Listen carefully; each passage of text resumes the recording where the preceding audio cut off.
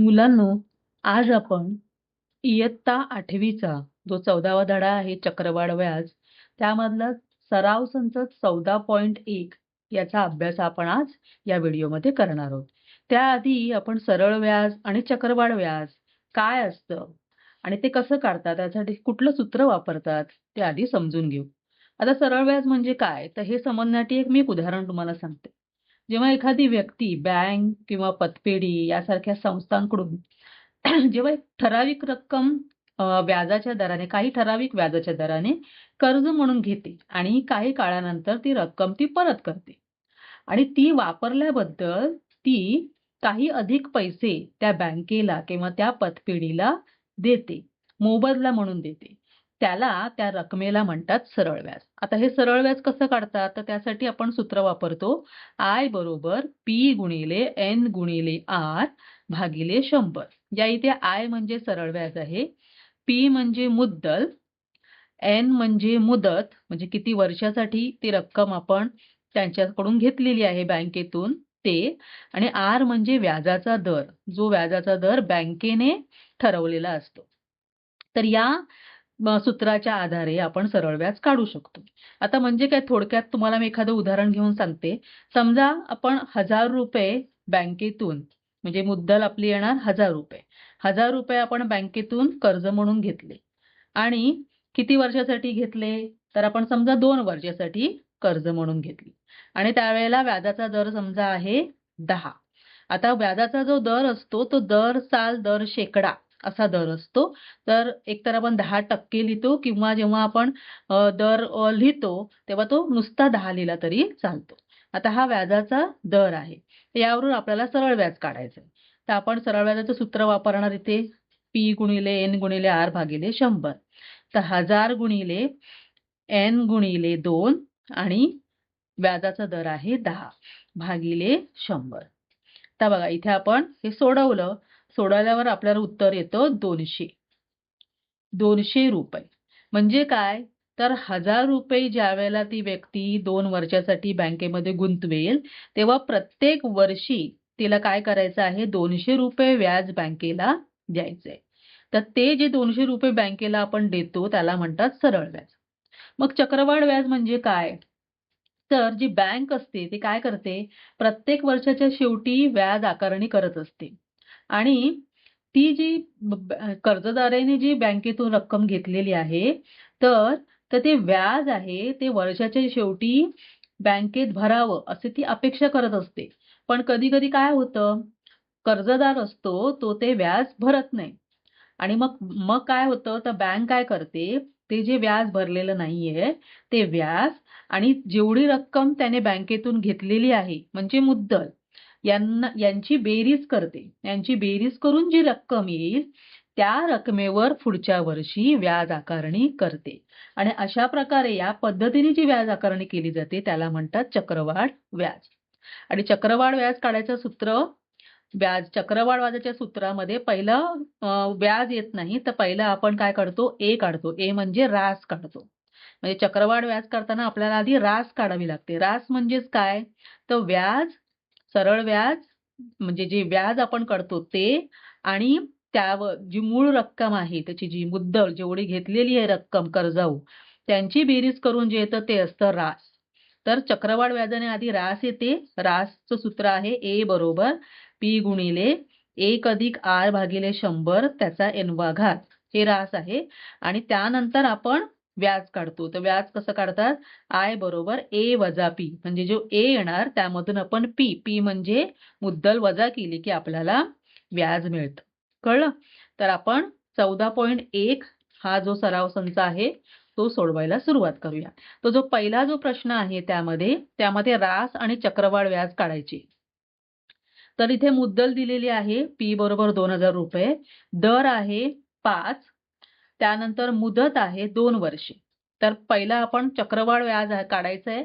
तर आता त्याच्याने आपण आधी पहिलं रास काढूया. तर रासचं सूत्र आहे A बरोबर P गुणिले 1 अधिक R भागिले 100 त्याचा n-वा घात.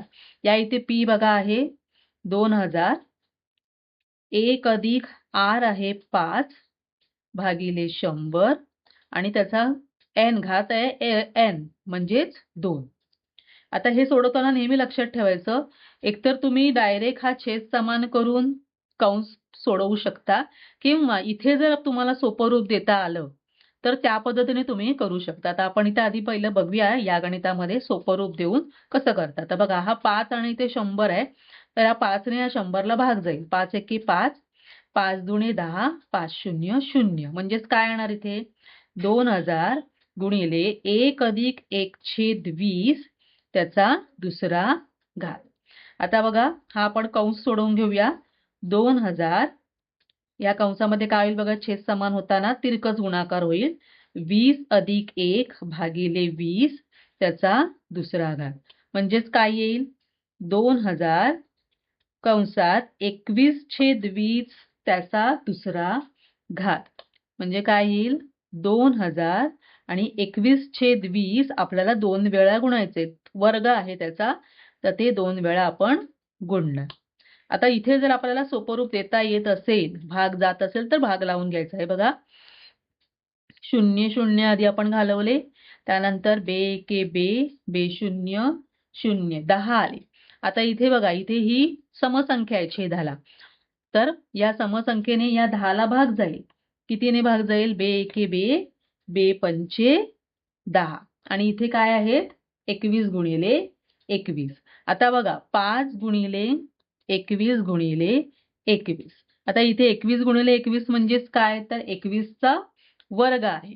21चा वर्ग जर तुम्हाला पाठ असेल तर तुम्ही तो डायरेक्ट लिहू शकता किंवा या 2 अंकी संख्यांचा वर्ग कसा करायचा याबाबतचा माझा व्हिडिओ आहे. तो जर व्हिडिओ तुम्ही जाऊन बघितलात तर तुम्ही अधिक सोप्या पद्धतीने यांचे वर्ग न गुणाकार करता करू शकता.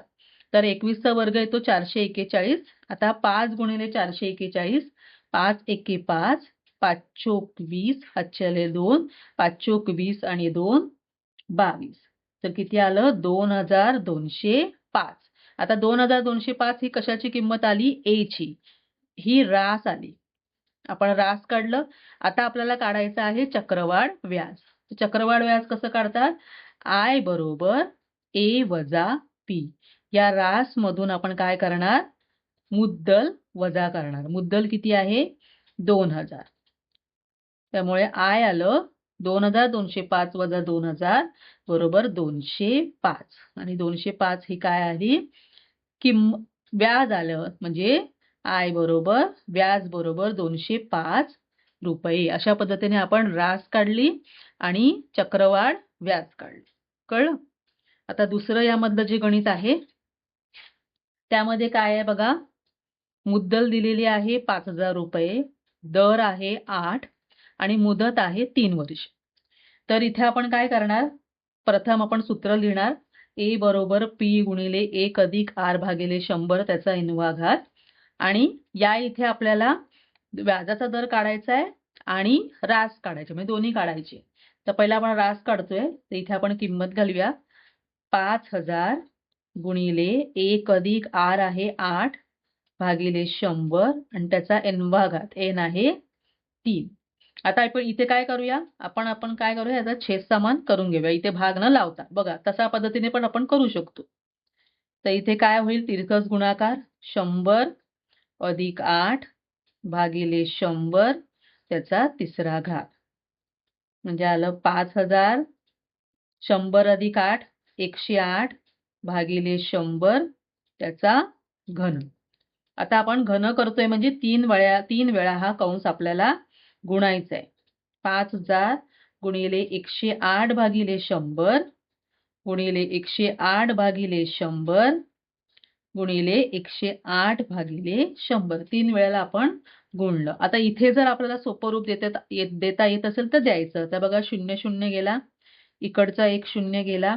त्यानंतर बघा 5 ने भाग जातोय 5 एके 5, 5 दुणे 10 आणि काय करता येईल आपल्याला 2 ने आपण वर गुणू शकतो. बे पंचे 10 बे चोक 8. आता इथे काय आलंय बघा अंशाला 54 गुणिले 108 गुणिले 108 आणि छेदाला 100 आले. आता छेदाला ज्या वेळेला 10च्या पटीमध्ये संख्या येते तेव्हा शक्यतो ती 100 किंवा 10 असतील किंवा 1000 असतील तर तसंच ठेवायचं. अंशाचा गुणाकार करून मग आपण तेवढे दशांश स्थळ आपण देऊ शकतो. तर जर पूर्ण भाग जात नसेल तर आपण काय करूया, 108 आणि 108 यांचा गुणाकार करून त्याला 54 ने गुणूया. तर बघा 54 गुणिले 108 गुणिले 108 यांचा गुणाकार काय येतो? तर आपण करून बघू शकतो इथे. 108 गुणिले 108 तर काय येईल? 8 8 64 राहिले 6 8 0 0 6 चे 6 8 1 8 अधिक हे 0 आले अधिक 2 0 8 1 8 1 0 0 1 1 1 म्हणजे आलं 4 6 8 ने 8 16 किती आले 11,664 11,664 आणि छेदाला हे 100 आहेतच. आता आपण काय करणार 11,664 ला 54 ने गुणणार. हे गुणाकार व्यवस्थित करायचे कारण यामध्ये जर तुम्ही चुकलात तर तुमचं पूर्ण गणित चुकू शकतं. 4 चोक 16 साई चोक 24 आणि 1 25 हातचे आले 2 साई चोक 24 आणि 2 26 2 4 एके 4 आणि 2 6 आणि 4 एके 4 अधिक 0 5 चोक 20 6 पंचे 30 आणि 2 32 6 पंचे 30 आणि 3 33 5 एके 5 आणि 3 8 आणि 5 एके 5. बघा हा गुणाकार काय येतो 6 5 8 9 2 हातचा आला 1 6 6,298 6 62 6,29,856 हा गुणाकार आला. आणि भागिले छेदाला आहेत 100. आता ज्या वेळेला छेदाला 100 असतात तेव्हा काय करायचं असतं तर जेवढे शून्य आहेत तेवढं दशांश स्थळ उजवीकडून मागे डावीकडे अपूर्णांक चिन्ह द्यायचं. म्हणजे इथे काय होणार 2 आहेत 0 1 1 2 म्हणजे इथे येणार. म्हणजे आपलं जी रास आहे ती रास आली 6,298.56. हा आता आपल्याला काढायचंय व्याज. व्याज बरोबर ए वजा पी. ए आहे 6,298.56 वजा पी किती आहे 5,000. मग किती येणार 5,000 यामधून गेल्यानंतर 1,298.56 रुपये हे आपलं आलं व्याज. कळलं? म्हणजे इथे आपण सोपं रूप पण देऊन करू शकलो असतो. पण मी तुम्हाला दाखवलं या पद्धतीने पण करता येतं. तुम्हाला जी सोपी पद्धत वाटेल त्या पद्धतीने तुम्ही सोडवा. आता तिसरं बघा. तिसरं आहे मुद्दल दिलेली आहे 4,000 रुपये. मुदत आहे 2 वर्ष आणि व्याजाचा दर आहे 7.5. प्रथम आपण सूत्र लिहिलं ए बरोबर पी गुणिले 1 अधिक आर भागिले 100 त्याचा n-वा घात. आता इथे पी आहे 4,000. आता इथे बघा 7.5 आहे तर हे 7.5 आपण कसे लिहिणार 75 भागिले 10 अपूर्णांकात लिहिले. आता अंश छेद स्वरूपात आपण लिहिलं 4,000 गुणिले 1 अधिक आर आहे 75 भागिले 10 ते हे 10 इथे गुणिले होणार या 100ला आणि n किती आहे 2. म्हणजे काय आलं बघा 4,000 1 अधिक 75 भागिले 1000 त्याचा दुसरा घात किंवा त्याचा वर्ग. आता आपण इथे काय करणार आपण काय करूया हे 75 भागिले जे 1000 आहे त्याला आपण सोपं रूप देऊया. तर कसं सोपं रूप देऊ तर 75 आणि हे जे 1000 आहेत हे एका पाड्यामध्ये कुठल्या येतात तर 25च्या. तर 25 त्रिक 75 25 चोक 100 आणि शून्याचा 0. इथे आलं 4,000 गुणिले 1 अधिक 3/40 चा वर्ग. आता आपण याचा छेद समान करून घेऊया. मग काय येईल 4,000 छेद समान केल्यावर इथे येणार 40 अधिक 3 भागिले 40 त्याचा वर्ग.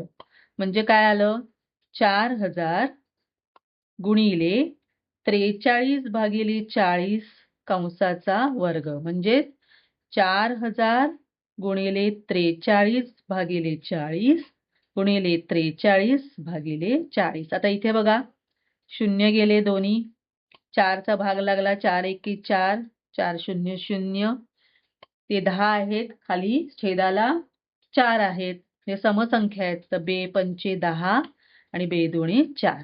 म्हणजे इथे काय राहिलं अंशाला 5 गुणिले 43 गुणिले 43 भागिले 2 हे अंशाला राहील. आता आपण यांचा गुणाकार करूया. बघा इथे 43 ही दोनदा आलेली आहे म्हणजे 43चा वर्ग. तर वर्ग करण्याच्या सोप्या पद्धतीने आपण करूया.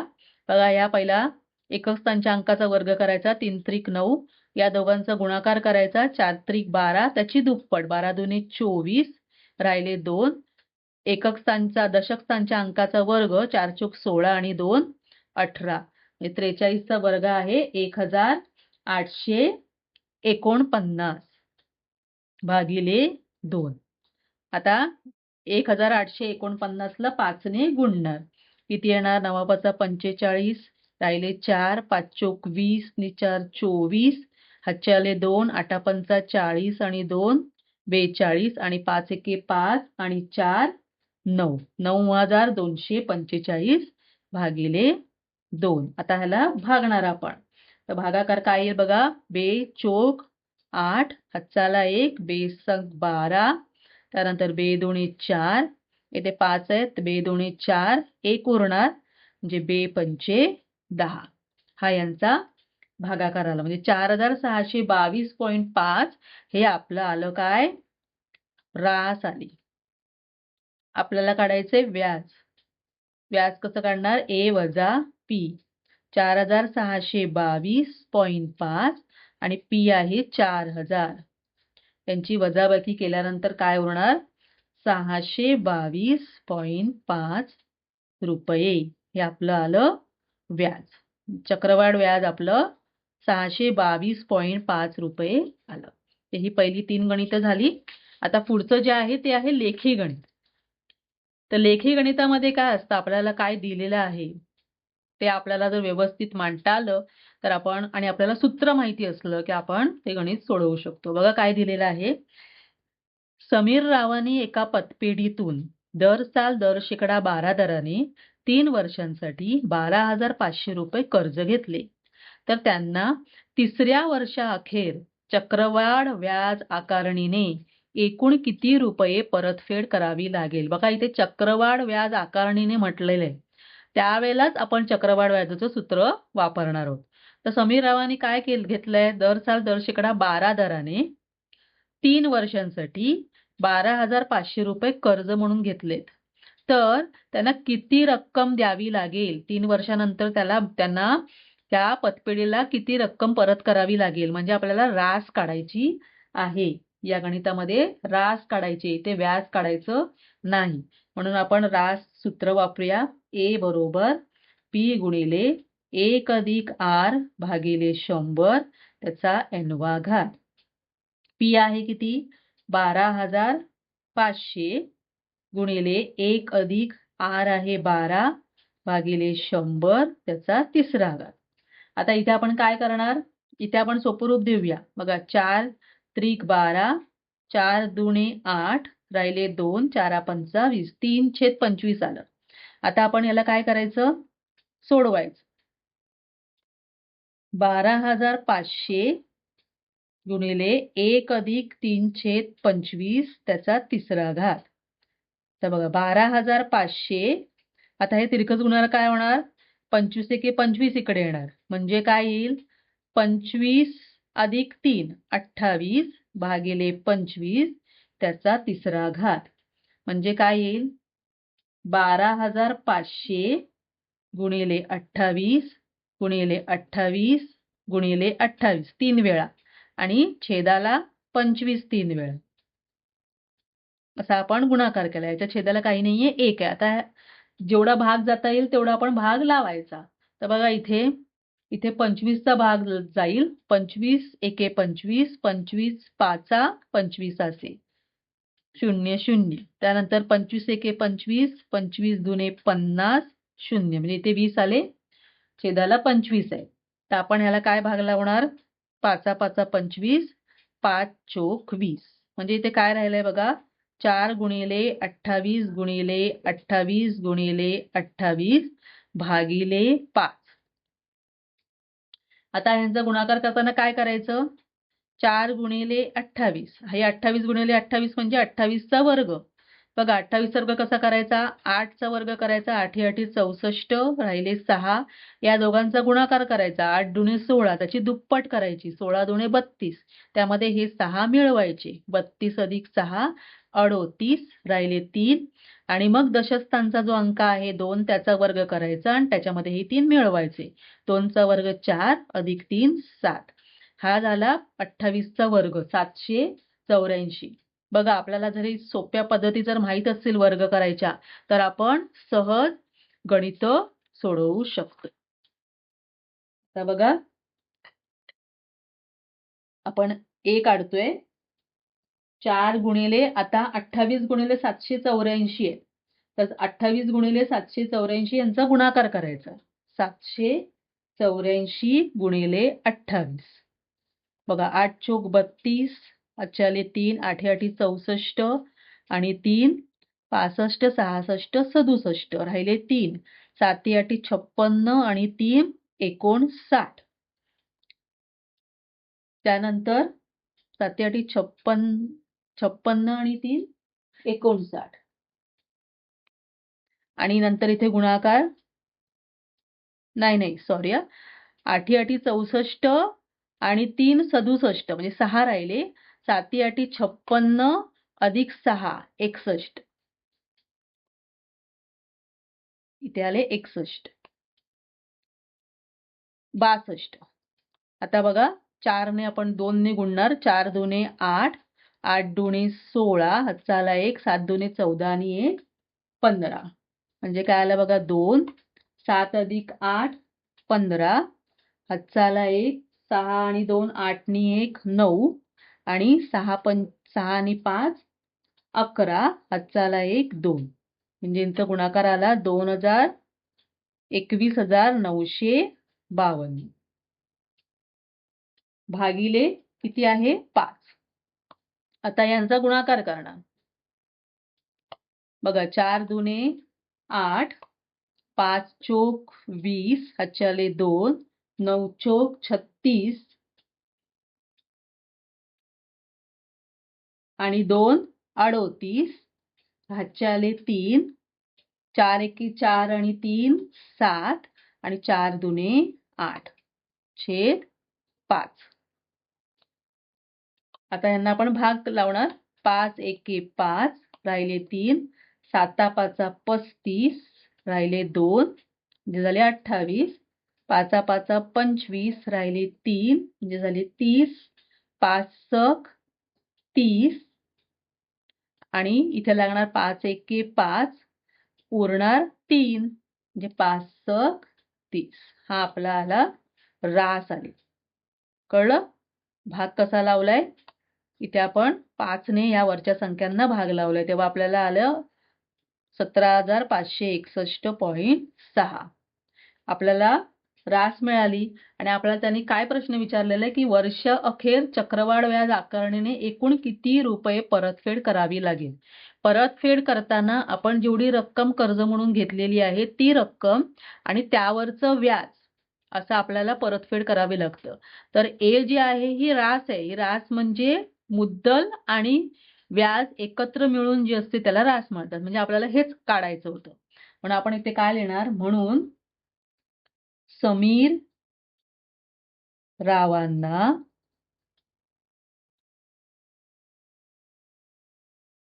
तिसऱ्या